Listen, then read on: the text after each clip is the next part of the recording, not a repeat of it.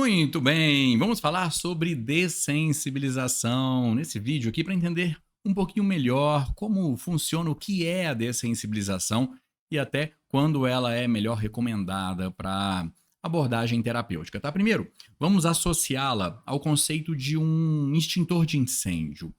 Imagine que o adoecimento das pessoas seja equivalente a incêndios. E você sabe que existem vários tipos diferentes de incêndio. Existe o incêndio elétrico, o incêndio químico e diversos outros. E para cada tipo de incêndio existe um extintor apropriado. Se você tentar apagar um incêndio elétrico com um extintor à base de água, você pode piorar a situação, certo? Então, a dessensibilização ela é um tipo de extintor muito oportuno para adoecimentos baseados em traumatização, traumas instalados, enfim. Mas vamos entender como é que ele funciona. Para entender a dessensibilização, é importante entender a sensibilização. Ah, um detalhe. Existem outros extintores, tá? Nessa analogia. Por exemplo, a ressignificação. Um extintor é uma abordagem muito popular. Ressignificação, mas é totalmente diferente da dessensibilização. Mas, vamos lá. Vamos entender o que é sensibilização primeiro, rapidamente. Imagina que no seu sistema nervoso existem lugares diferentes aonde são associadas, onde são processadas o que eu vou chamar aqui de contextos e emoções. Tá? Uma coisa são contextos. Vamos supor que, vou colocar aqui na tela alguns exemplos para você. Imagina que um gato, aqui ó, um gato é um animal, ok, mas ele representa um contexto. Quando você reconhece aquele animalzinho, aquele é um gato. A princípio, esse processamento ele não é emocional, ele é um processamento contextual. Você reconhece, compreende, mas não sente nada. A menos que você tenha alguma associação emocional construída. Mas a princípio, não. Público, falar em público, né? Enfim, um discurso em público, uma palestra, uma aula em público, o escuro, uma sala escura, uma piscina e diversos outros contextos que eu poderia dar de exemplo aqui. São contextos. E do outro lado, nós temos emoções, alegria, raiva, todas essas. Nós nascemos sem uma conexão entre essas áreas, sem a sensibilização emocional. Então, uma criança ela não tem medo de um tigre, de um jacaré, de algo perigoso para ela. Por isso que ela precisa. Os adultos, né, os tutores têm que tomar cuidado sempre, porque a criança ela pode querer brincar com uma cobra, ela não sabe que aquilo faz mal até que ela aprenda que aquilo faz mal. E para ela aprender, né, as experiências de vida, a educação emocional e diversos outros mecanismos ensinam a fazer isso aqui. Olha, eu tenho medo de gato, ou eu tenho alegria quando eu vejo um gato. Qual é a emoção que manifesta em uma pessoa em determinado contexto, em determinada situação? Esse vínculo é a sensibilização. Fechado? Então, sensibilização é a conexão entre um contexto e uma emoção que vai gerar resposta emocional naquele contexto. E essa sensibilização, ela pode causar, ela pode representar um adoecimento. Uma pessoa que tem, por exemplo, vergonha de falar em público, isso pode causar problemas, pode ser um adoecimento. Dependendo da intensidade dessa vergonha, pode paralisar essa pessoa, pode gerar realmente uma crise de ansiedade, isso pode desencadear uma resposta, né, até que comprometa a saúde da pessoa, porque essas sensibilizações elas têm intensidades que são mais regulares ou mais intensas que desencadeiam, né, o que nós chamamos e nomeamos aí como transtornos, síndromes e adoecimentos diversos. Bom, mas o nosso foco aqui é falar sobre a dessensibilização, que nada mais é, agora que você entende, que, vamos supor que eu tenho raiva de escuro. Então, quando me deixam no escuro, eu fico com muita raiva. Eu não nasci com isso, você já sabe. Alguma coisa na minha vida aconteceu e fez com que isso existisse em mim. Eu vou colocar uma representação que imagina que algum episódio na minha vida aconteceu, algum episódio traumático, e fez com que essa associação fosse construída e, consequentemente, mantida. Aqui tem um detalhe importantíssimo para destacar com vocês. Olha só.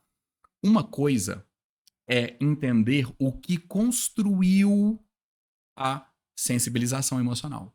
Outra coisa é entender o que está mantendo essa sensibilização emocional ativa.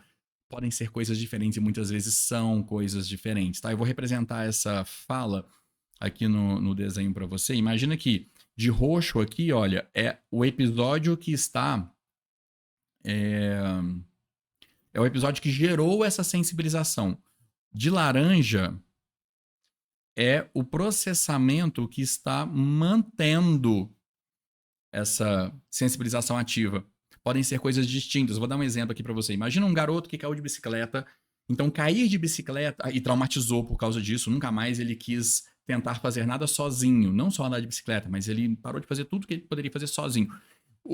A origem da sensibilização dele, emocional, veio da queda de bicicleta. Mas o que está mantendo essa sensibilização ativa não é o episódio da queda de bicicleta. Vamos supor, nesse exemplo, que quando ele caiu de bicicleta, os coleguinhas todos riram dele. E o problema dele não foi ter caído, foi ter recebido aquelas risadas que causaram raiva nele. Então, ele não gosta de fazer as coisas sozinho porque ele ficou com raiva, ficou com medo, ficou com vergonha. Ele causou um transtorno nele.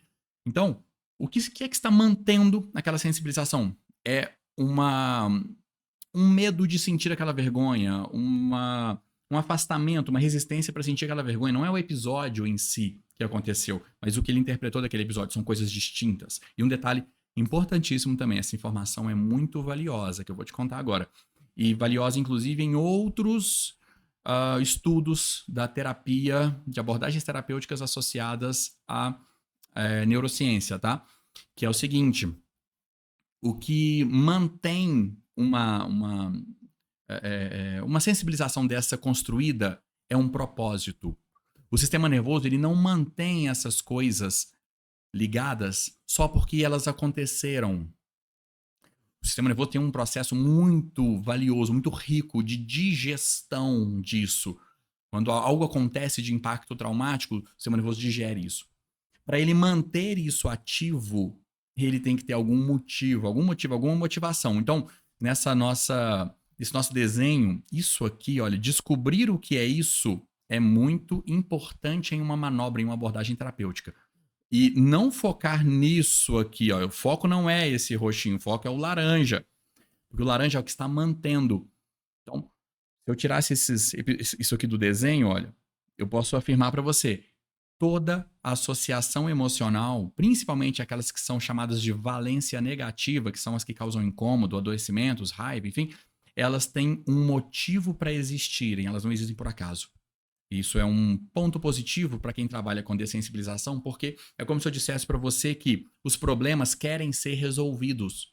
As sensibilizações emocionais, elas querem ser desfeitas, porque manter uma conexão dessa ligada causa muito desgaste no sistema nervoso. Manter isso aqui, ó, causa muito desgaste. O sistema nervoso não gosta de manter.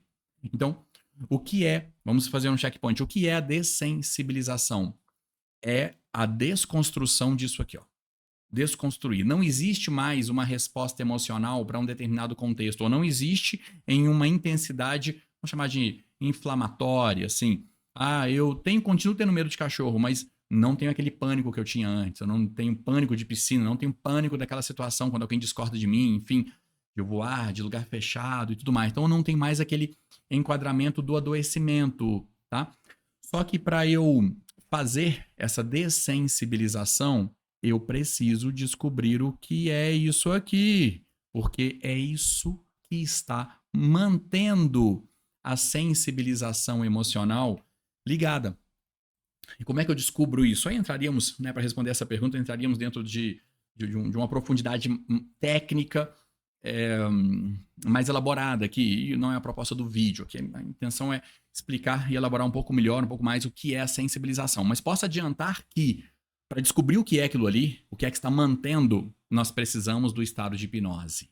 Um paciente fora do estado de hipnose, dificilmente ele consegue ou conseguiria acessar, encontrar essa informação dentro de si. Em estado de hipnose, é muito mais fácil, muito mais simples para um paciente encontrar essa informação dentro dele, porque não é uma informação lógica e ela não pode ser confundida com outras, porque senão a abordagem terapêutica vai para a direção errada. E uma última questão aqui sobre como dessensibilizar. Essa parece ser a questão mais complicada e ela é a mais simples, na verdade. As mesmas manobras, muitas vezes, que causam eh, ressignificação, outros processos, elas também podem causar dessensibilização. O segredo não está na ferramenta, está em como utilizar a ferramenta. Um paciente pode dessensibilizar um trauma, uma traumatização, apenas com uma projeção de pensamentos, apenas com um diálogo interno, apenas com uma reflexão. Agora, a questão é, essa ferramenta, essa projeção mental, ela precisa entregar para o sistema nervoso do paciente exatamente o que a sensibilização quer para ser desfeita. E essa informação, ela só existe dentro do paciente. Melhor, mais especificamente, dentro da sensibilização. A única pessoa que tem acesso a essa informação é o paciente, então depende da condução terapêutica para isso. Mas, bom, isso é assunto para outro vídeo, outro material. Até aqui a intenção é que você entenda o que é a dessensibilização, consequentemente a sensibilização também, né? Mas a dessensibilização, que é desconstruir ou reequalizar, né? Esse vínculo emocional, esse vínculo que existe entre um processamento emocional e um determinado contexto. Dessensibilizar é refazer isso aqui. E para que isso seja refeito, reequalizado, né, reconstruído, é fundamental que o terapeuta tenha a habilidade de guiar o paciente para apurar o que é que está mantendo aquela sensibilização ativa e o que é que aquela sensibilização quer para desligá-la. Tá? Essa informação também é apurável, é possível de ser acessada através de uma abordagem e, em ambos os casos, o paciente precisa estar em estado de hipnose para que isso seja confiável. Fechado? Ó, o assunto não acabou, tá? Quando falamos de sensibilização, é importante também entender outros aspectos que falaremos em outros vídeos. Então fica muito material para processar de uma única vez. Por exemplo, não existe dessensibilização eficaz sem ressensibilização. Talvez você já imagine o que seja, mas nós vamos falar disso num outro vídeo. Até agora, e por aqui, fique com essa revisão, orientação, enfim, sobre o que é, né, e como nós aplicamos o conceito de dessensibilização. Fechado? Vejo você no próximo vídeo, na próxima aula. Até lá.